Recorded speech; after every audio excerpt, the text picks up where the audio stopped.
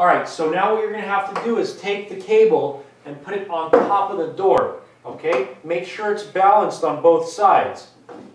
Here we go. Go ahead, line up, get as close to the door as you can, okay? If you're not close to the door, the cable could come off of the top of the door and hit you in the head. You're not going to be a happy camper. So, shoulders back and down, chest up, tuck your elbows into your side, wrists nice and straight. Go ahead and lock your arms out all the way. Beautiful. Squeeze the back of your arm nice and hard. Look at his wrists, they're nice and straight. His elbows are tucked in. His knees are slightly bent. He's looking perfectly straight.